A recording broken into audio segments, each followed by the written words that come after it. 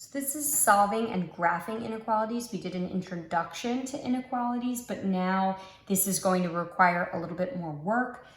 What's great about these problems is that for the most part, right, 99% of it is identical to solving equations. So there's just that little bit that's slightly different. So I'm going to walk you through a couple of things to kind of help you to understand that slight difference. This corresponds to section 3.2 and 3.3. I think they do, 3.2 is like one-step inequalities and 3.2 is two-step. I feel like if you can do one, you can probably do two, especially because you know how to solve equations. All right, so we'll kind of do them together, but we're going to talk first about this extra rule that has to be handled with inequalities. You probably know it. There's usually somebody every year who remembers that rule. So I just want to walk you through it so you can kind of discover it. If I take the numbers 3 and 5, right? 3 is smaller than 5. But I'm going to do things to both 3 and 5, and I'm going to see if it stays a less than sign.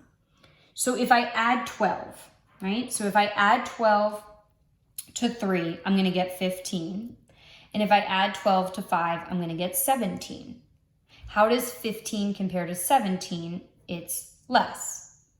So notice it's still a less than sign. That's what I'm looking for. Is there a change, right? Still a less than sign. What if I subtract 7? So if I subtract 7 from 3, I'm going to get -4.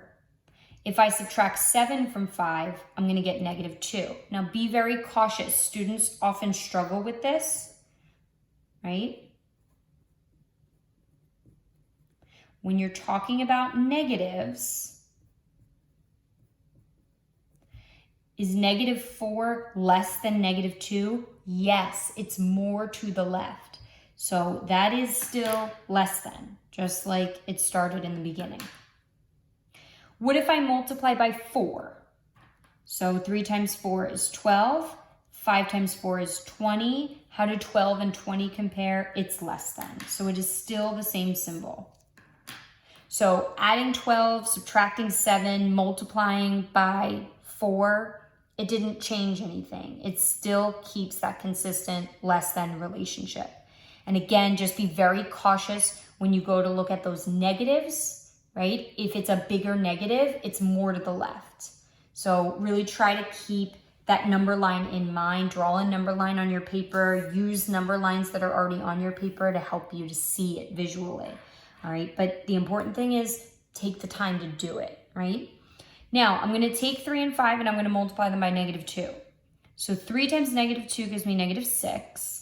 And 5 times -2 gives me -10. So again, let me think about the number line. If I think about the number line, how does -6 compare to -10? -6 is bigger than -10, right? It's more to the right. It's bigger. Well, whoa, right? This is very new.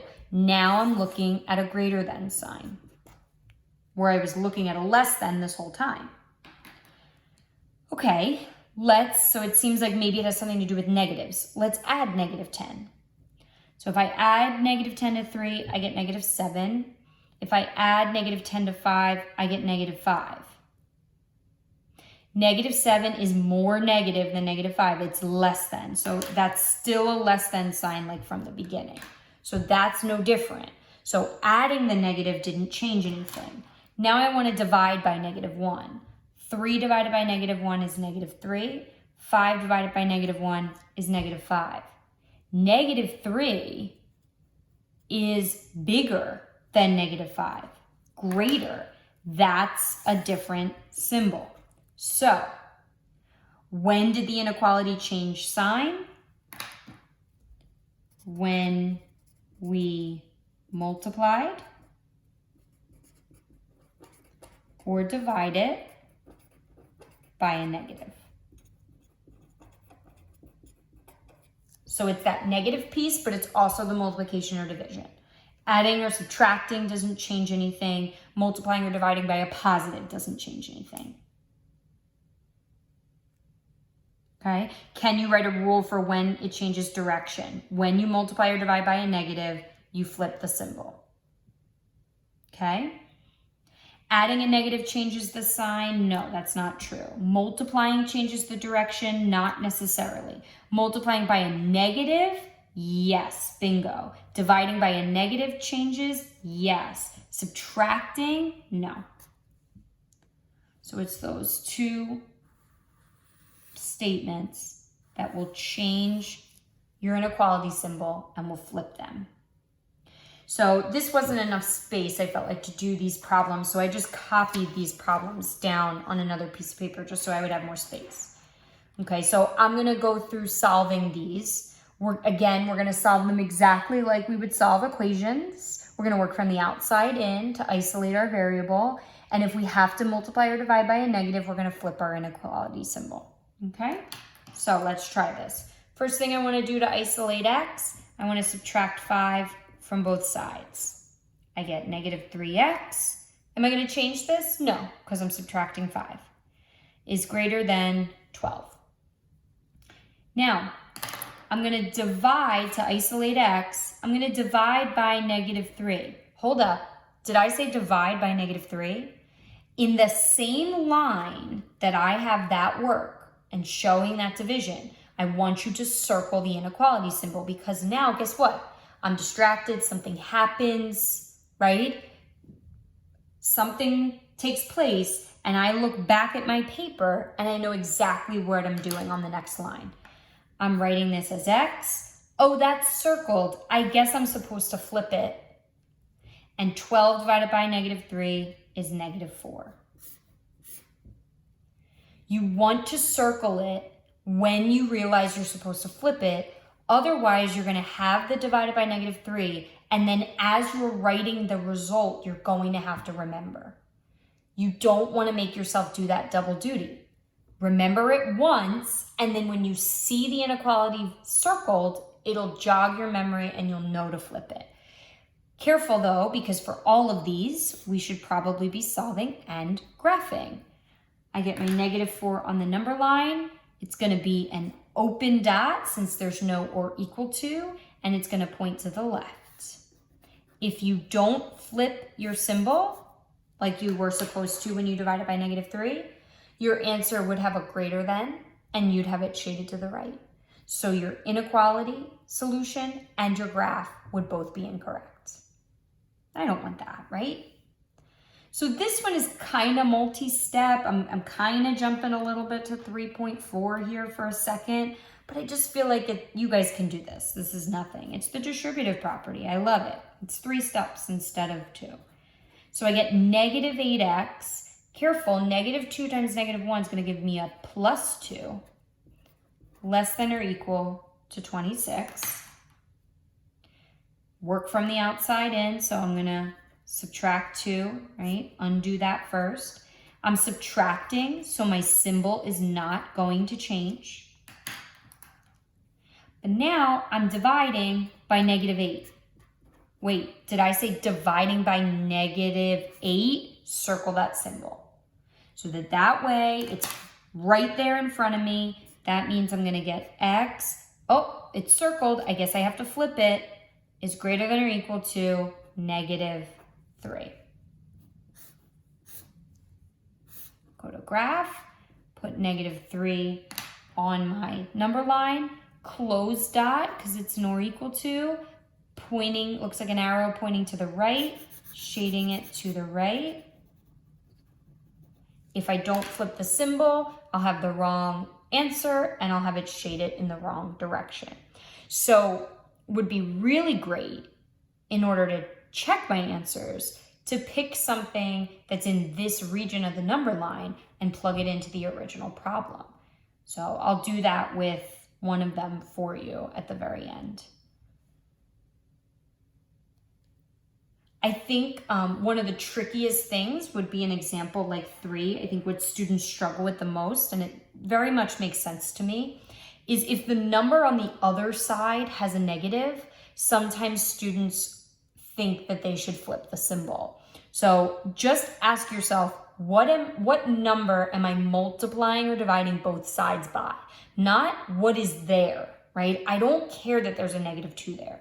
What am I doing to isolate x? First thing I'm doing is multiplying both sides by 6. That 6 is positive. So that means I am not flipping anything. Okay? So just be careful. Yes, there's a -2 here, but I'm not multiplying both sides by -2. I'm multiplying both sides by +6.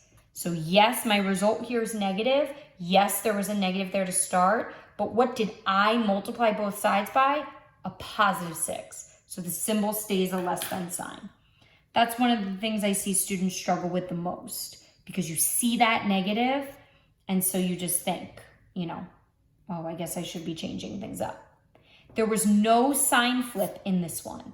First thing I did was multiply by a +6, and then I added 14. So no sign flip for number 3. I'm gonna put 2 on my number line.